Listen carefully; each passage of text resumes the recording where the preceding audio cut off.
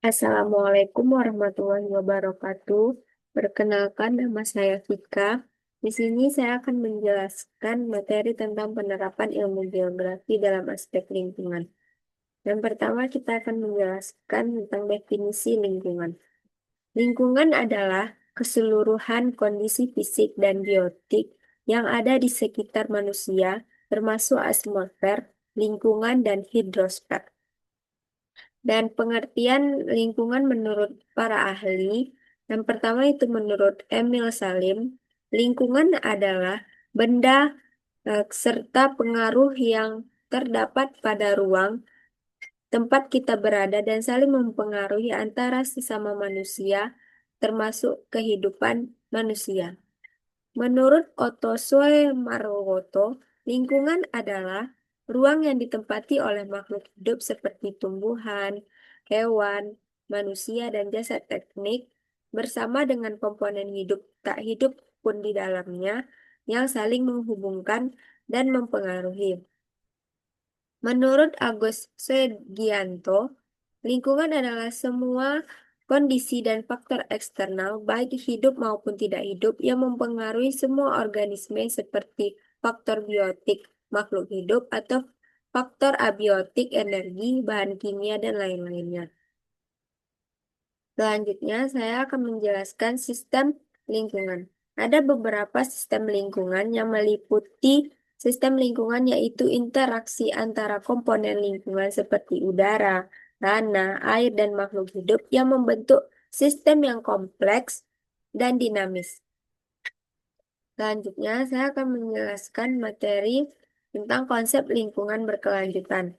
Yang pertama itu dari pengertian atau definisi keberlanjutan yaitu keberlanjutan adalah prinsip yang bertujuan untuk memenuhi kebutuhan saat ini tanpa mengorbankan kemampuan generasi mendatang untuk memenuhi kebutuhan mereka. Yang kedua, sini saya akan menjelaskan tentang prinsip-prinsip keberlanjutan yaitu penggunaan sumber daya yang efisien, perlindungan terhadap ekosistem, dan penggunaan dampak lingkungan. Selanjutnya, di sini saya akan menjelaskan dampak kegiatan manusia terhadap lingkungan. Yang pertama itu dampaknya adalah penggunaan lahan, di mana penggunaan lahan ini dapat merubah seperti mengubah penggunaan lahan-lahan seperti urbanisasi, deforestasi, serta dampaknya terhadap ekosistem. Yang kedua itu ada polusi, di mana polusi ini kan ada beberapa jenis-jenis polusi seperti ada polusi udara, ada polusi air, ada polusi tanah. Di mana penyebab dari polusi ini adalah terhadap kesehatan manusia dan juga ekosistem. Contohnya, kalau misalnya kita di perkotaan itu bisa kita lihat eh, pengaruhnya itu atau polusinya itu dari polusi udara, di mana karena sering terjadinya eh, penggunaan kendaraan. Jadi banyaknya polusi-polusi dari kendaraan tersebut sehingga eh, rentannya terkena penyakit dan juga di sana juga kekurangan yang namanya pepohonan atau ekosistem. Selanjutnya ada perubahan iklim, di mana perubahan iklim ini sangat berdampak pada kegiatan atau aktivitas manusia seperti emisi gas, emisi gas rumah kaca terhadap perubahan iklim global. Selanjutnya, saya akan menjelaskan materi tentang pengelolaan sumber daya alam, di mana dari pengelolaan sumber daya alam ini ada tiga pengelolaan. Yang pertama ada pengelolaan air, di mana pengelolaan air ini adalah teknik dan strategi untuk mengelola sumber daya air serta berkelanjutan termasuk konservasi dan pengelolaan air. Maksud dari pengelolaan air ini mungkin kita bisa lihat dari eh, ada yang namanya kayak seperti kincir yang untuk air itu bisa membantu dalam menimba air. Selanjutnya adalah pengolahan tanah, di mana pengolahan tanah ini adalah praktik pertanian berkelanjutan, pemulihan tanah, dan pengolahan penggunaan lahan. Yang ketiga, pengelolaan hutan. Pengelolaan hutan ini sangat berkaitan dengan eh, oksigen yang kita dapatkan karena hutan itu adalah paru-paru dunia.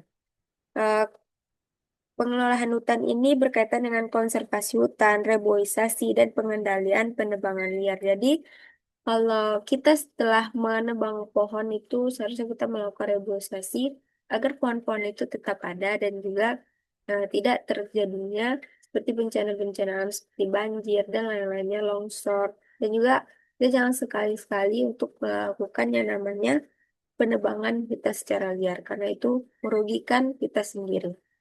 Selanjutnya, saya akan menjelaskan tentang eh, prinsip-prinsip geografi dalam lingkungan. Yang pertama itu ada analisis sosial, di mana analisis sosial ini kita dapat menggunakan sistem informasi geografi untuk menganalisis dan memantau kondisi lingkungan. Jadi, di era teknologi sekarang, kita bisa menggunakan yang namanya sistem informasi geografi ini untuk melihat bagaimana kondisi-kondisi geografi saat ini. Selanjutnya, itu tentang perencanaan lingkungan. Di mana perencanaan lingkungan ini adalah sangat berkaitan dengan perencanaan tata ruang, tata guna lahan, zona lingkungan, dan perencanaan kota yang ramah lingkungan. Itu sangat dibutuhkan atau sangat dibutuhkan yang namanya perencanaan lingkungan. Setelah itu ada pemodelan lingkungan. Pemodelan lingkungan ini sangat erat kaitannya dengan teknologi juga. Kita dapat menggunakan model komputer untuk memprediksi dampak aktivitas manusia terhadap lingkungan. Selanjutnya, saya akan menjelaskan materi tentang pelestarian dan konservasi. Di mana yang pertama itu ada konservasi biodiversitas. Konservasi biodiversitas ini adalah upaya melindungi spesies dan habitat dari kepunahan serta menjaga keragaman biologis. Karena sekarang kita banyak melihat bahwa banyak hewan-hewan yang hampir punah. Jadi kita menggunakan konservasi biodiversitas ini untuk mencegah itu tersebut. Ya, tapi tidak bisa kita pungkiri bahwa hewan-hewan itu bakal punah kalau tidak ada yang namanya dilakukan kembali seperti eh, melahirkan anak-anak yang baru. Setelah itu ada zona perlindungan. Zona perlindungan ini sangat erat kaitannya dengan pembuatan dan pengelolaan kawasan konservasi, taman nasional, dan cagar alam. Jadi kita harus selalu melindungi dan menjaga alam kita agar tetap terjaga dan selalu kita nikmati yang namanya kondisi alam kita yang baik-baik saja. Setelah itu ada restorasi ekosistem. Restorasi ekosistem ini berkaitan dengan proyek untuk memenuhi ekosistem yang telah rusak dan terdegradasi. Eh, Cukup sekian materi tentang eh, konsep penerapan ilmu geografi dalam konsep lingkungan atau aspek lingkungan yang dapat saya sampaikan. Mohon maaf atas segala kekurangan. Saya akhiri dengan Assalamualaikum warahmatullahi wabarakatuh.